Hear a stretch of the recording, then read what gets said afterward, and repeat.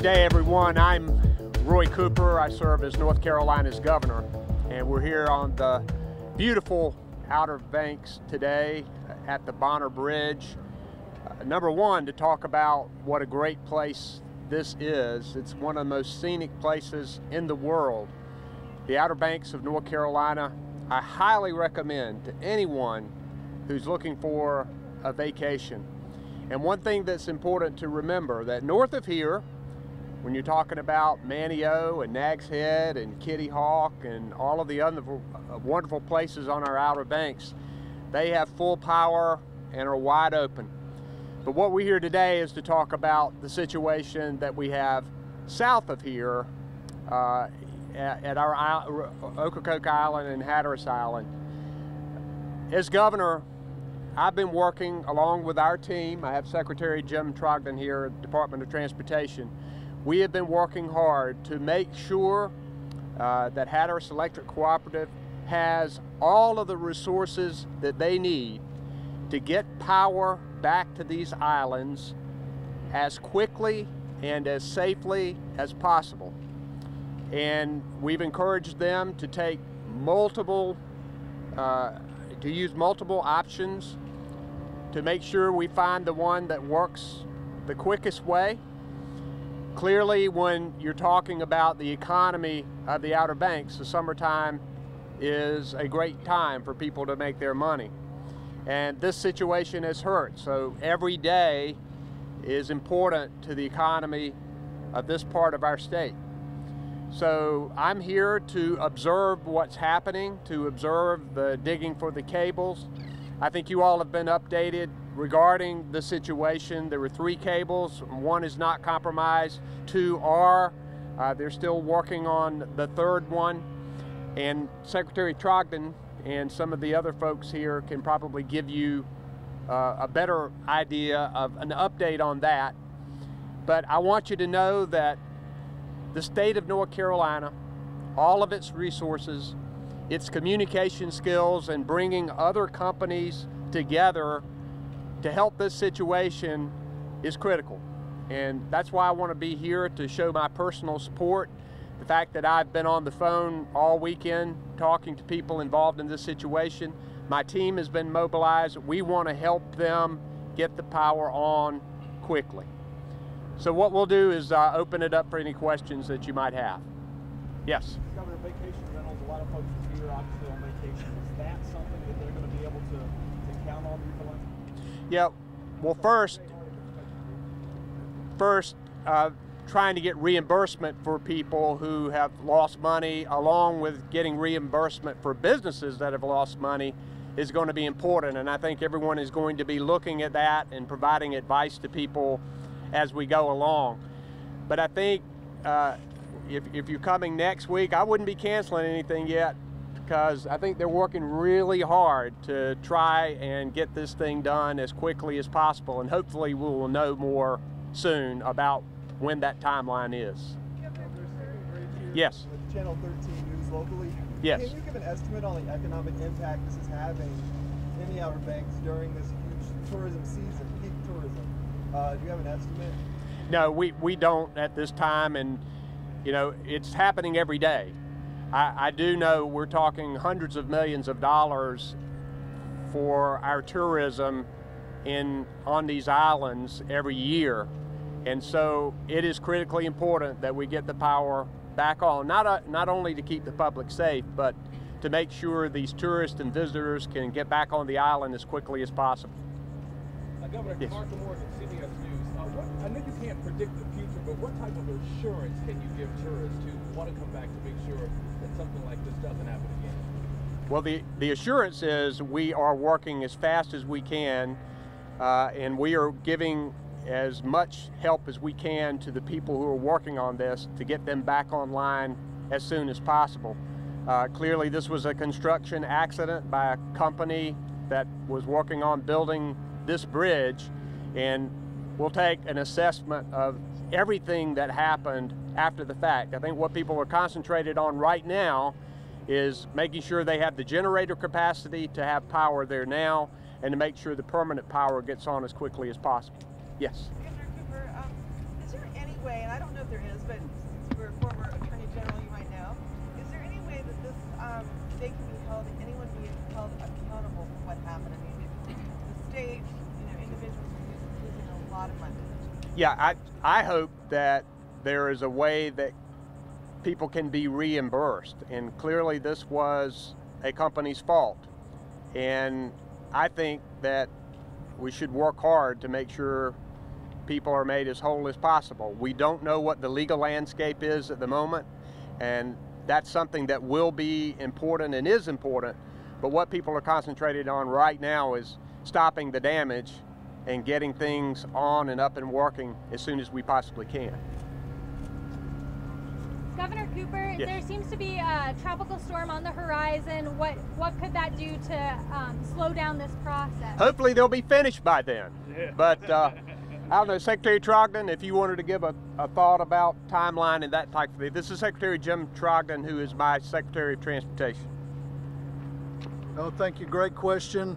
And we're tracking that as well. Yes, we'd love to be finished, but if there's a contingency that the tropical storm gets here first, we'll evaluate that day by day based on, what is the weather like today on site and how, what will be required for safe operation. So we have to maintain a very safe work site as our first priority and then make great progress. So we'd love to finish before we see any impacts, but if we do see impacts, we'll adjust those on a day-by-day basis to set our work site based on what we can do at any given time.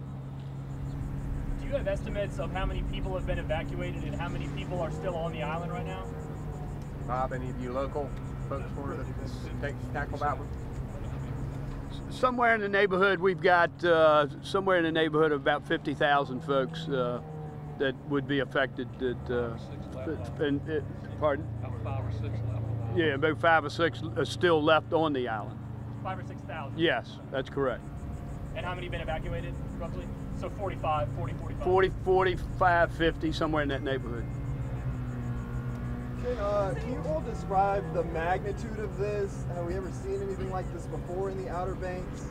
Can anyone just give comment on that, just the sheer magnitude of what we're dealing with?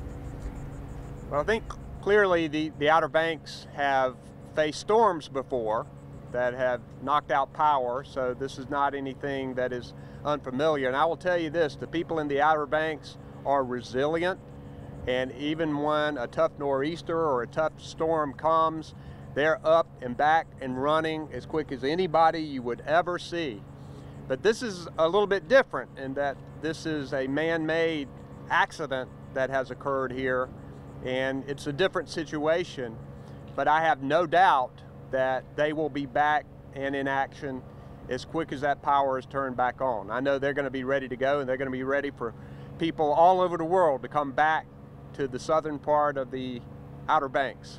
And if you're here, you can, and you're having to be away a little bit from the southern part of the Outer Banks, you've got the northern part of the Outer Banks, and you've got lots of good beaches and vacation spots right here in North Carolina, and we are ready for you. A bit of a technical question maybe. Can you describe exactly what happened? I mean, it was an excavator possibly, but in as much technical detail as possible, can you give us an example of what happened? If you look across the street, you can see that large red crane. They were in the process of relocating the large steel casing that you see sitting on the back of that truck, and as they drove the casing down into the ground, they heard a pop, and it was at that point that they realized that something may have been amiss. When at 4:30 a.m., this all occurred at 4:30 a.m. It was very shortly after that we had crews in the vicinity trying to isolate the source of the outage. And we reached out to PCL for assistance in getting equipment over the side of the bridge, which is where our cable is located. And it was at that time that there was some conversations and that there was some realizations that it may have been potentially a result of the construction, that the cable was damaged. Does that answer your question? Oh, so what's housed in that, in the thing that was cut? Oh, what was going to be, so he was relocating that big thing of steel. Right. What's housed in that? Our 115 kV transmission cables, and two, as you know, as you're aware, 2 of those cables were actually severed as the casing was being driven down. So the wire goes through that, you're trying to move it over, and as you're trying to move it over, it snaps. No, it cut it in two. There was like a 2-foot gap between the 2 pieces of cable. So in order to bring those pieces of cable close enough together to make a splice and repair them, we had to excavate the area directly behind us where we spliced the cables about 2 Decembers ago, a year and a half ago. And we were fortunately that we had slack in that area that we could make the cables meet and perform a splice and repair the cable. As you know, we have repaired one of the cables. We are currently continuing to excavate the area to expose the second damaged cable so that we can begin repairs on that as well as soon as possible. But simultaneously, I mean, we're aggressively pursuing options simultaneously to get this power restored. So the second option is to build an overhead transmission line on the east side of Highway 12, which you can see the first pole has been set this morning. And so whichever process achieves the goal to restore power to the visitors and residents of Hatteras and Ocracoke Islands, then we will energize this transmission line just as soon as it is humanly possible, as quickly and safely as possible. Thank you. So I'm gonna, oh, sorry, yes, Last Julie, question. yes. WRL has been getting a lot of phone calls and emails from viewers who had vacation rentals this week or Right. last week, and they're saying that the rental companies are refusing to give them their money back. This was not a natural disaster. Have you been hearing from a lot of folks like that? We've heard something about that, and one thing I'll do is talk to the Attorney General to talk about what that situation is. And the property insurance is an important part for rental as they come in. So we'll be working on that issue along with the Attorney General to find solutions for that problem as well. And I'm going to head down south and visit some of the residents and some of the business owners to get their perspective on this and to talk a little bit about the aftermath of this, because they are anxiously awaiting the power to come on as quickly as they can, and I know they are working as hard as they can to get that to take effect. One thing we have done is I've issued emergency orders so that heavy equipment can be hauled in, so that generators can be put over where they are needed. And we've asked the local officials and the electric companies, everybody, to let us know anything that they need. We will try to get it for them as quickly as we can, because we want this to be a speedy process. And I look forward to talking to some of the residents and the business people. And as soon as that power comes back on, we'll start working on those aftermath issues. Thank you all very much.